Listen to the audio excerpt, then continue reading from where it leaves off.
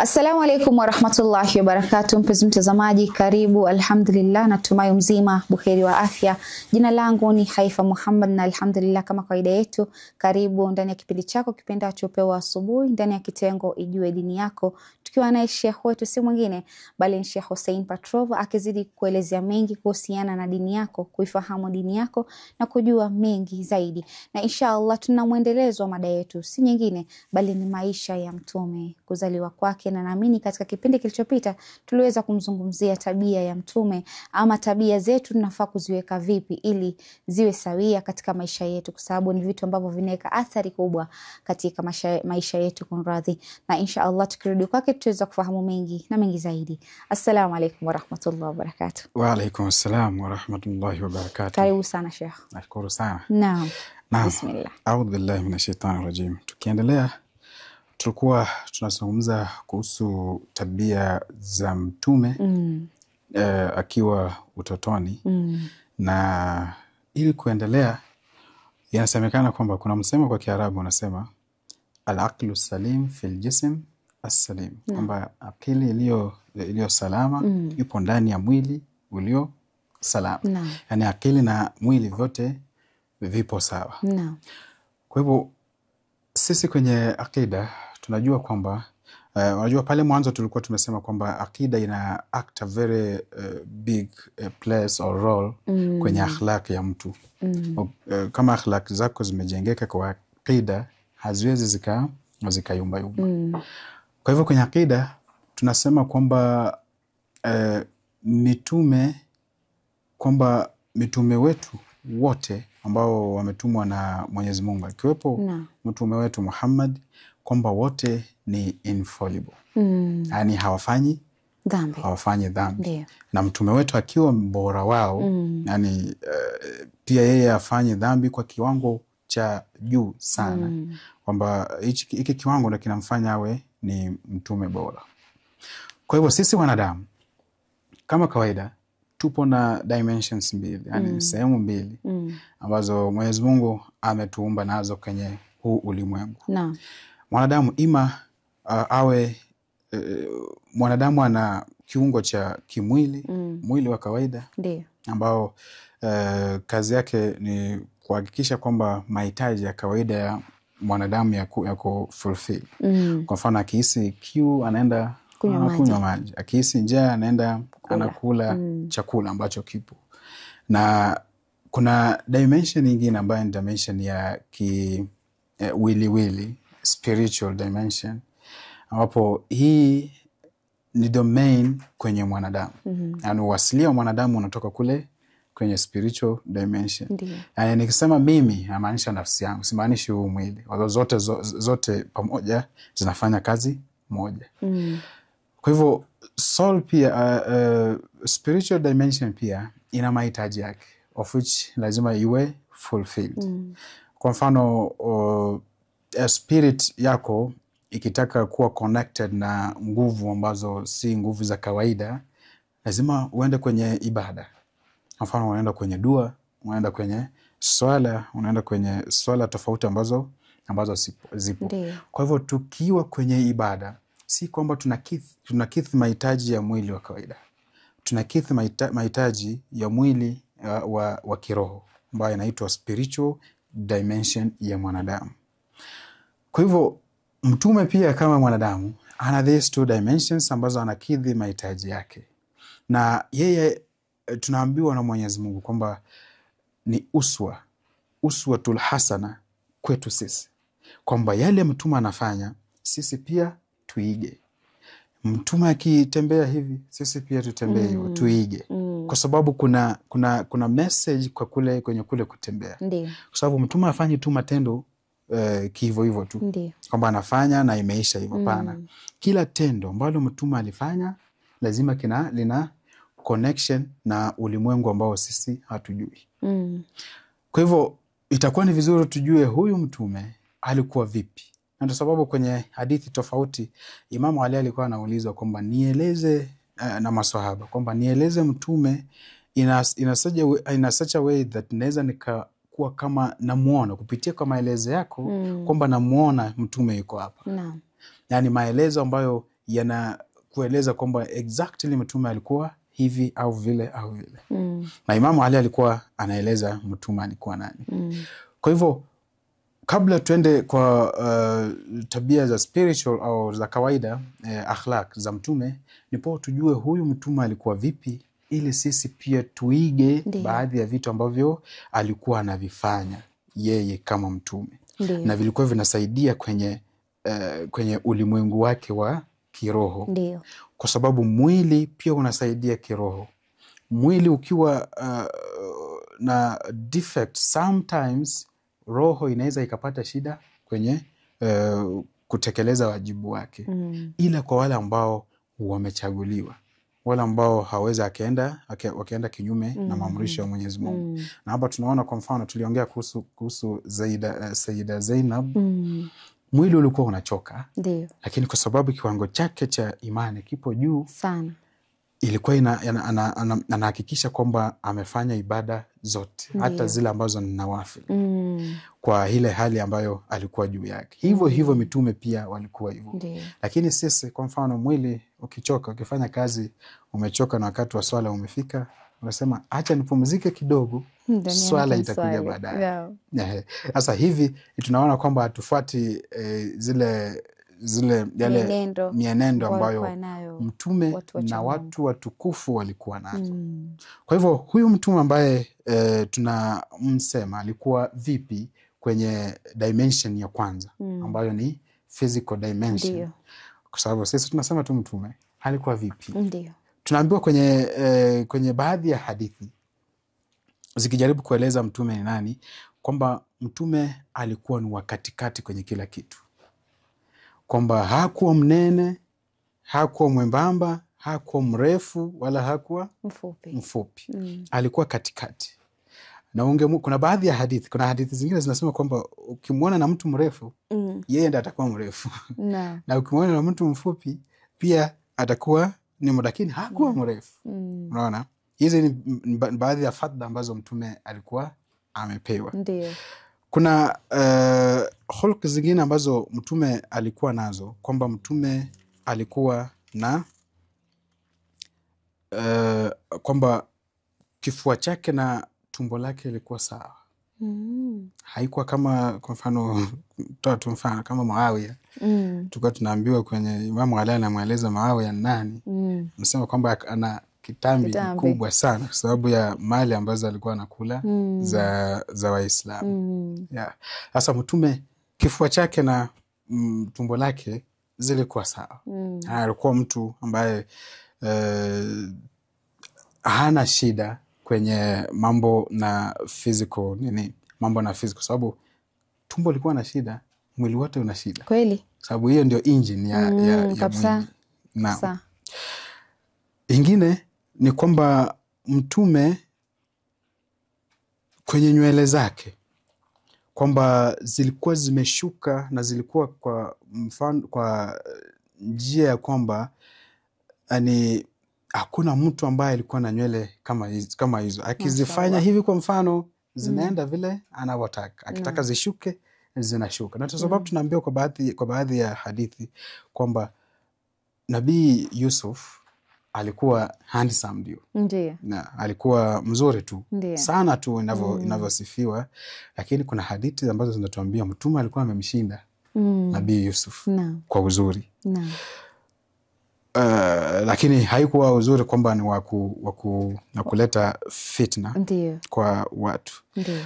Na mtume pia alikuwa akitembea kwa mfano, alikuwa anatembea haraka.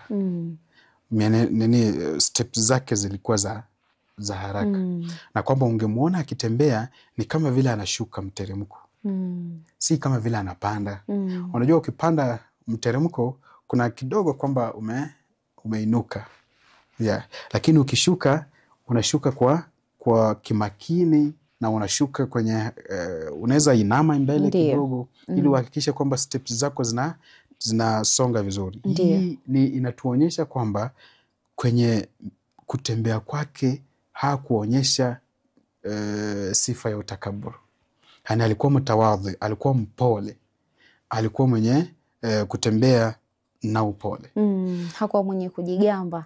Kama mwingine ataona kwamba ndio ako na cheo, akitembea atakajulikane na watu wote. Ni kweli. Maana yeye kando na kwamba alikuwa ni Mtume Muhammad sallallahu alaihi wasallam, alikuwa na sifa ambazo akitembea, yani utajua tu ni mtu mwenye hekima, ni mtu mwenye, yani si mtu mwenye ako na majigambo, hana ile ria. Kwa sababu sisi viongozi wetu wa leo wengi wako na ile kwamba nikipita nataka nisifike nijulikane mimi fulani nimepita sehemu fulani. Ni kweli.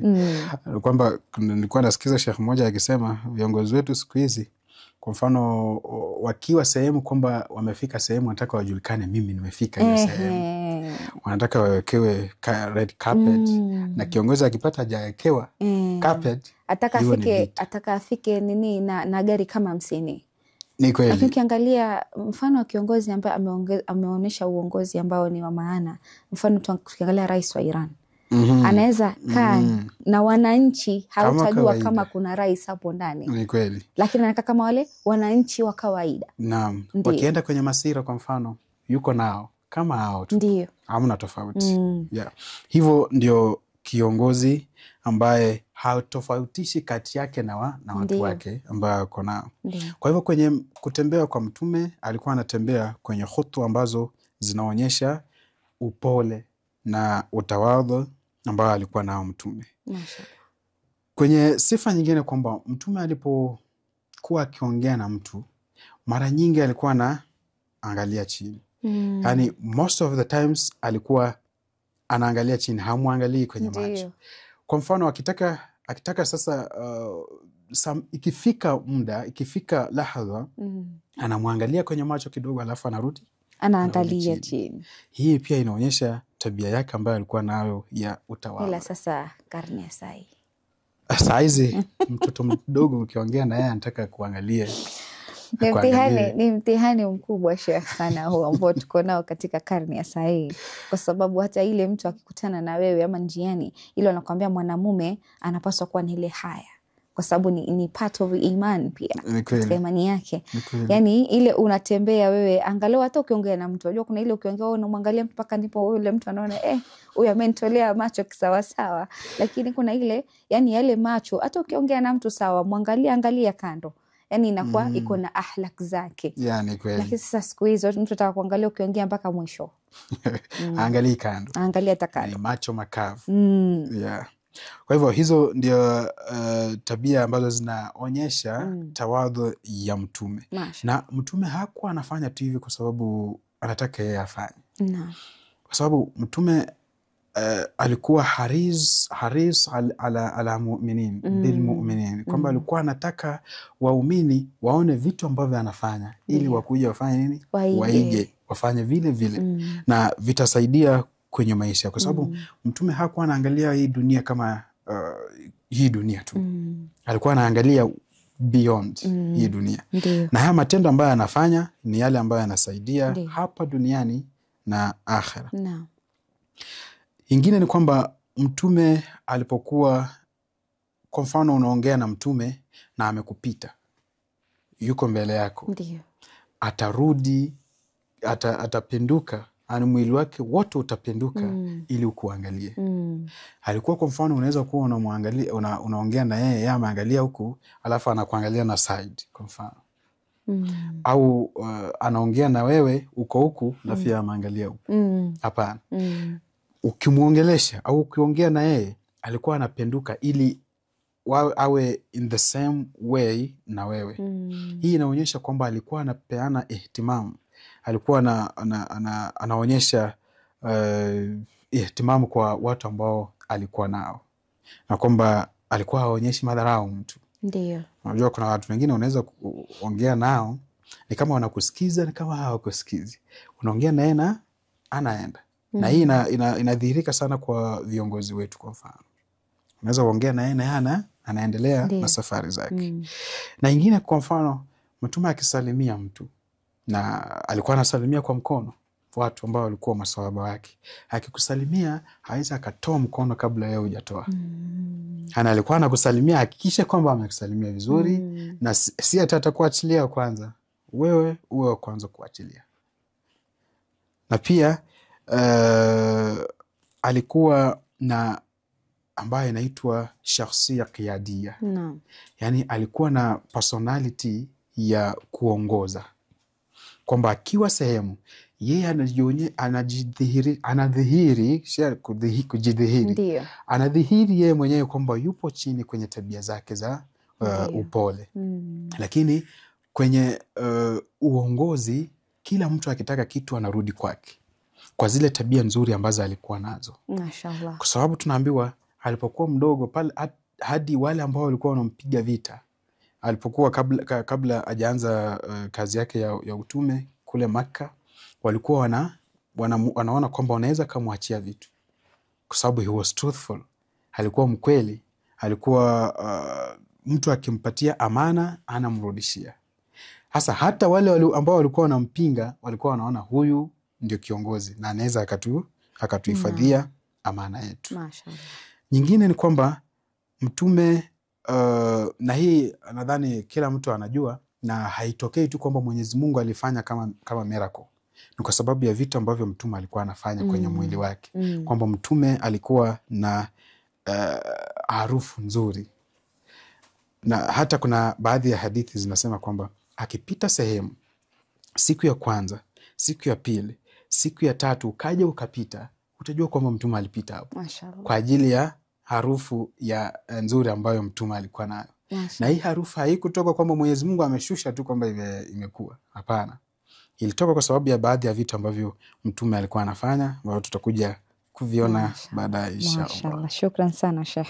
Hakika ni furaha kujua sifa za mtume, mienendo ya mtume, tabia zake. Inafurahisha sana, kwa sababu naamini mpenzi mtazamaji ataweza kujifunza mengi. Labda huenda mtu atake kusoma, lakini naamini kwa kipindi hiki ataweza kupata mawili matatu ya kuweza kufundishana. Shukran inshallah. Kurudi kwako mpenzi mtazamaji, natumai katika awamu ya kwanza tukiwa naye Sheikh Hussein Patrova ndani ya studio zetu za Bahdi TV, anazidi kujuza mengi kuhusiana na maisha ya mtume, jinsi gani alivyoishi, tabia zake zilikuwa vipi, na naamini utakuwa umekaa hapo ili kuweza kusikiza na kufaidika na mawaidha haya. Na inshallah mpenzi mtazamaji, acha tuchukue mapumziko, tutakaporudi tutaendelea zaidi.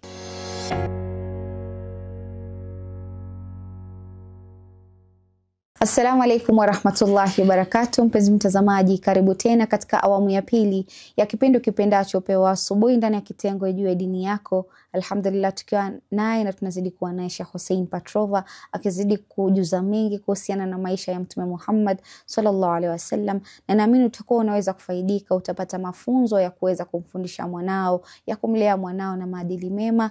Na yote tisa wanakwambia pia jina linachangia sana upande wa malezi ya mtoto. Na inshallah tukifika tena kwa Sheikh tutaweza kufahamu ni yapi ambao anazidi na ameweza kutuandalia. Na karibu tena Sheikh. Shukran sana. Na tulikuwa tunaongea kuhusu a'udhu billahi minash shaitani rajim, bismillahir rahmanir rahim, kuhusu baadhi ya hulka za mtume za kifiziko. Na tukasema kwamba mtume alikuwa na harufu nzuri. Na hiyo harufu si kwamba ilikuwa inaisha. Tunaambiwa kulikuwa na baadhi ya watu walikuwa wanatumia jasho lake kama harufu, yani kuweka kwenye mili zao au kuweka kwenye sehemu ambazo wanataka ziwe, ili wasikie ile harufu nzuri ya mtume.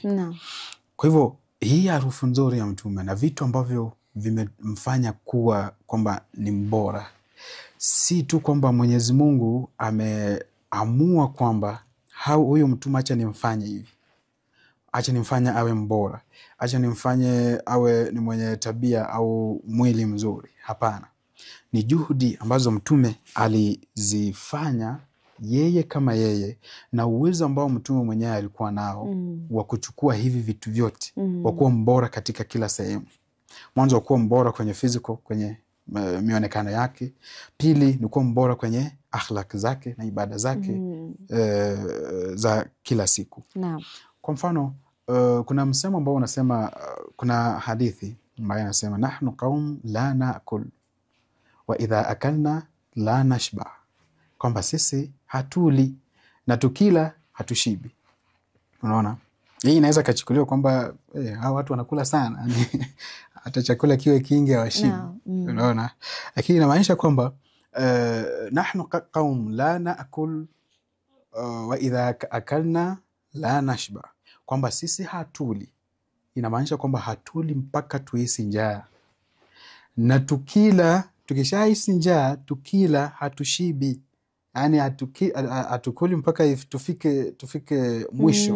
Uweze ukapumua, uweze ukafanya kitu chochote, kwa sababu ukila alafu ukifika pale obvious kazi haitafanyika. Yeah, mwanzo utahisi usingizi, utahisi kuchoka, kazi haitaenda vizuri. Sasa Mtume alikuwa akila anakula kidogo, na kama ameshiba hawezi akaendelea kula, anaacha sehemu za chakula au za vitu vingine. Sababu hiyo utakuta kuna kiwango maalum cha mwanadamu kula. Ni kweli. Kwa sababu nakumbuka tukiwa katika kipindi chengine, kuna mmoja wa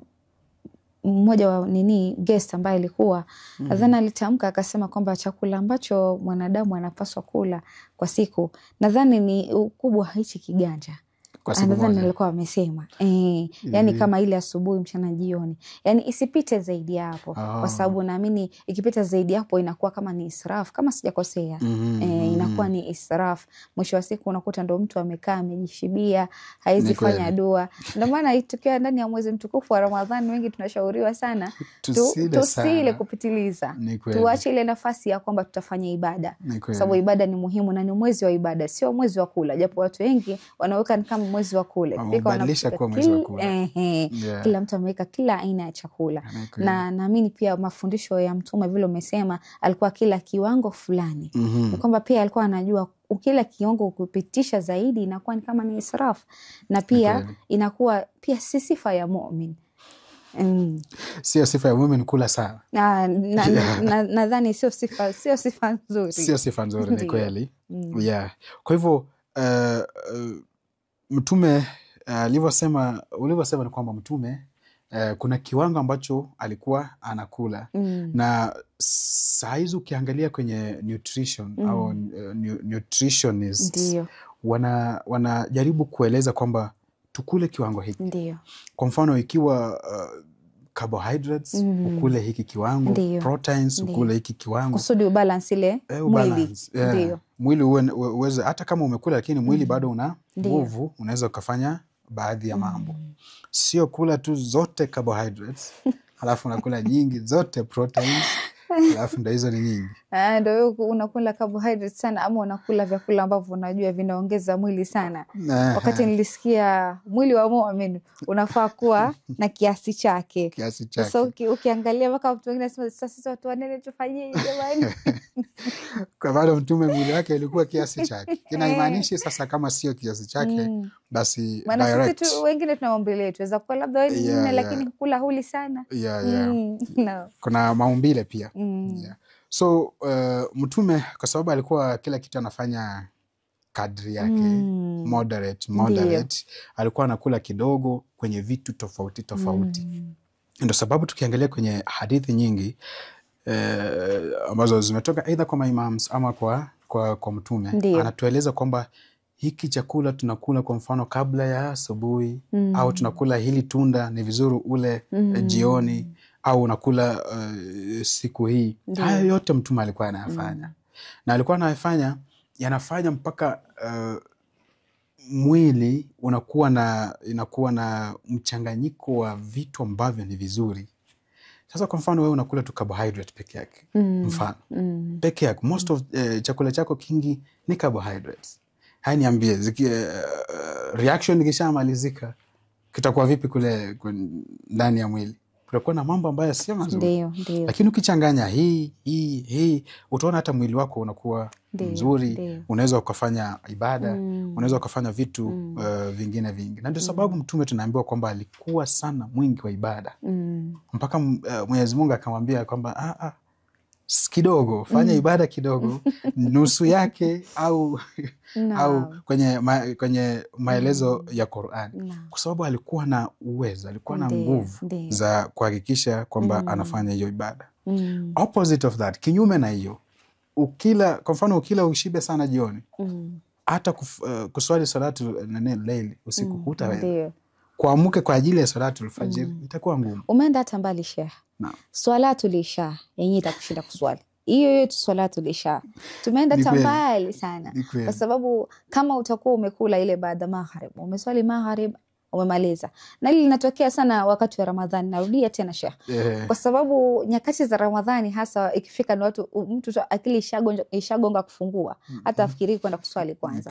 Ndio maana tunashauriwa kwamba kufungua alafu ama nenda ukaninienda kwa swali kwanza ndo ufungue. Ni kweli. Na ukifungua jifungua tu na kitu light uende zako ukaswali. Sasa kuna mwingine atakula bajia, viazi, nini na nini. Ikimaliza ndio hivyo ashaka. Sasa yafikiria nitaanzaje kuswali mimi, nitaanza vipi? Mwisho wa siku tukiangalia swala inakupita. Ni kweli. Mwingine ataenda kulala, sasa mimi nitangoja baadaye niamke, ukitamaki ushakucha kumekuwa asubuhi. Amechoka. Amechoka kwa ajili ya kula. Kweli. Sasa hii inakuletea kwa mfano kula ni kwa nini tunakula? Tunakula ili tushibe au tunakula ili tufanye majukumu, tupate nguvu kufanya majukumu. Na ndio sababu kila kitu cha mtume kilikuwa ni ibada. Ndio. Kula ilikuwa ni ibada, kuongea ni ibada, kila kitu kilikuwa ni ibada. Sasa kila kwa mfano anakula ili kile chakula kimpe nguvu aweze kufanya ibada. Ndio. Lakini hakuli kwamba shibe na kaya muda mrefu kama ameshiba. Hii itamfanya ibada yake hata ifanya vizuri. Kwa hivyo connection ya mtume kati ya mwili wa physical na mwili wa spiritual ilikuwa moderate. Yani ilikuwa huku anafanya moderate ili iweze kumsaidia huku. Anakula hivi vyakula ili vimpe nguvu aweze kufanya ibada. Balance. Na ndio maana tukaambiwa ya kwamba dunia na akhira unafaa kubalance. Usiegemee upande mmoja sana ukaacha upande mwingine. Ni uvibalance wote viwili ili uweze kupata natija. Kwa sababu unapokuwa katika hii dunia unafaa kufanya ibada, kutafuta riziki, lakini usitafute riziki sana ukasahau kwamba kuna Mwenyezi Mungu huko. Na pia usifanye ibada sana, yani ndio unaruhusika kufanya ibada sana, lakini hakikisha kwamba usisahau kutafuta riziki. Kwa sababu ni kitu ambacho kitakukimu, kikupe uwezo pia kufanya ile ibada vizuri. Ni kweli. Kwa sababu kama utafanya tu ibada na utafute riziki, mfano hutapata mahitaji yako ya kila siku. Ndio. Kwa sababu unapofanya ibada kutafuta ile riziki lazima uende ujitafutie. Sio kwamba unamuomba Mwenyezi Mungu ngoje ianguke. Haiwezi anguka. Na utoke nje uweze ukatafute riziki, uchume chumo lako, basi Mwenyezi Mungu naye atajua mja wangu ametimiza huku na huku pia ametimiza wajibu. Ni kweli. Ndio sababu tunaambiwa kwenye hadithi moja, al-kadu ala ayalihi kalmujahid fi sabilillah. Yani yule ambaye yupo anatafutia familia yake, yani ana make more efforts kutafutia familia yake, ni kama mujahid kwenye sabili ya Mwenyezi Mungu, kwa ajili ya Mwenyezi Mungu. Kwa hivyo hizi zote tunabala, na hivyo ndio mtume alifanya. Kweli. Alianza kubalance kwenye maisha yake, personal life, mwili wake na ibada yake. Ndio sababu ilimtoa kuwa kiumbe kikamilifu na kiumbe bora. Naam. Mashaallah. Ndio sababu Mwenyezi Mungu akatuambia innaka la ala khulqin adhim. Hangekuwa na khulq adhim kama hakungekuwa na hiyo balance. Yani yeye mwenyewe ameanza. Ndio. Sio kwamba Mwenyezi Mungu ndiye amemfanya yeye akawa. Hapana. Yeye mwenyewe ameanza kwamba anaweza akawa mbora wa viumbe vyote. Mwenyezi Mungu akampatia zile nguvu za kuwa mbora, na akamuongeza na vingine vingi ambavyo alikuwa anahitaji. Kwa hivyo kila kitu hili ni funzo kwetu kwamba tukishamjua mtume ni nani na vipi anafanya mambo yake, kwamba matendo yetu ambayo tunafanya tutakuwa tunajaribu kuyaendea sisi wenyewe. Hatusubiri kwamba Mwenyezi Mungu atuondolee shida. Yaani tunafanya wajibu wetu ambao ni mzuri. Tukichagua viongozi kwa mfano, tunachagua viongozi ambao ni wazuri. Tusichague wabaya ambao alafu baadaye tunakuja tunaanza kulia. Kwa sababu hii ni kazi ya mikono yetu. Kweli. Kiongozi akiwa mbaya ni kazi ya mikono yetu. Maana hatuwezi sema tunamlaumu shetani kila siku. Ni kweli. Maana utakuta wengi wanalaumu shetani, ndo nimepitiliwa hivi, lakini si kila siku shetani anakuwa na wewe. Saa zingine ni nafsi yako unaipeleka vipi. Nafsi yako ukiizoesha maovu itakuwa na uovu. Nafsi yako ukiizoesha tauba itakuwa na mwenendo wa kutubu, kwa sababu sote ni binadamu, hakuna asiyokosea. Lakini nafsi yako inakukumbusha kwamba kuna kurudi kwa Mwenyezi Mungu, mimi nitarudi. Na kila ninachofanya katika hii dunia itakuwa ni masulia kwa Mwenyezi Mungu Subhanahu wa Ta'ala. Mavazi yangu ninayovaa, ibada ninayofanya, mwendo ninaotembea, je, natembea kwa majivuno ama natembea kiusahihi? Itadetermine mambo mengi sana ya akhira yangu itakuwa vipi. Ni kweli. Na hiyo ni kama tutafanya tu hivyo kama tuna ufahamu mzuri wa dini. Ndiyo. Na ufahamu mzuri kwanza wa mtume wetu. Ndiyo. Alikuwa anafanya vipi. Yoyote ambaye atakuwa na hofu ya Mwenyezi Mungu kabisa kwenye moyo wake, lazima maneno yake yote, vitendo vyake vyote lazima atavirudisha kwa Mwenyezi Mungu na atakuwa anaogopa. Just the same way mtume alikuwa na ufahamu mzuri wa Mwenyezi Mungu, hangeweza kufanya kitu chochote kama hajakirudisha kwa Mwenyezi Mungu. Ndiyo. Kwa hivyo huyu mtume haya matendo ambayo alikuwa anayafanya kwenye maisha yake yeye mwenyewe, yalikuwa ana act kama kiongozi wetu. Kweli. Kama anatuonyesha njia kwamba hata kama sipo, learn from what I'm doing. Soma kwa haya matendo ambayo anafanya, nyinyi pia mfanye hivyo. Ndiyo. Na sababu alikuwa anafuatilia sana hali za waumini, hali za Waislamu ambao walikuwa karibu na yeye. Hangeacha Muislamu na kitu ambacho hajui. Kweli. Ndio sababu aliweza kufanya kila kitu ambacho kinafanya Muislamu au mwanadamu awe mbora. Ndio sababu mwisho alipokuwa anamaliza kazi yake, alisema al-yawm akmaltu lakum dinakum, niwamalizishieni dini, vitu ambavyo mnahitaji kwenye maisha yenu ya kawaida, vitu vya kawaida nimewapa, nimekamilika, vingine nimewafanyia. Ndio. Kama kutatokea na vingine ambavyo havito kuwepo, basi nawaachieni mtu ambaye atawakamilishieni. Kweli. Na huyo mtu ni kama mimi. Ndio. Ana tabia kama mimi, ana elimu kama mimi. Tofauti ni kwamba yeye si mtu. Ndio. Na ndio sababu akasema al-yawm akmaltu lakum dinakum. Kama hangetuachia, basi hangekuwa dini imekamilika. Mashallah. Shukran sana Sheikh. Ni funzo zuri sana hakika. Mimi napata kupata insights nzuri za kuweza kufahamu Mtume Muhammad sallallahu alaihi wasallam. Na pia inanipa fursa ya kuangalia, je, maadili yangu ya nyuma yalikuwa mema na wapi nafaa kurekebisha. Shukran sana. Kwa hakika acha kwa leo tuachie hapa, na mimi tuweza kukutana kunradhi, ili kuweza kufahamu mengi ambao unaweza kutuelimisha ndani ya kipindi hiki. Shukran. Kurudi kwako mpenzi mtazamaji, natumai katika awamu ya pili tukiwa na Sheikh Hussein Patrova ndani ya studio zetu za Mahdi TV. Alhamdulillah, mimi nafurahi kwa hakika. Sijui kama wewe mpenzi mtazamaji unazidi kufurahia ndani ya chaneli yetu ya Mahdi TV. Mawaidha haya ambayo Sheikh anayatoa, mafunzo haya ambayo anaweza kuyatoa, yanakufanya wewe upate kusoma, upate kujua mengi ambayo mtume aliweza kuyafanya, ili uweze kuyaweka nawe katika maisha yako. Mpenzi mtazamaji, kufikia hapo sina mengi ya kusema isipokuwa nikwambia maasalam.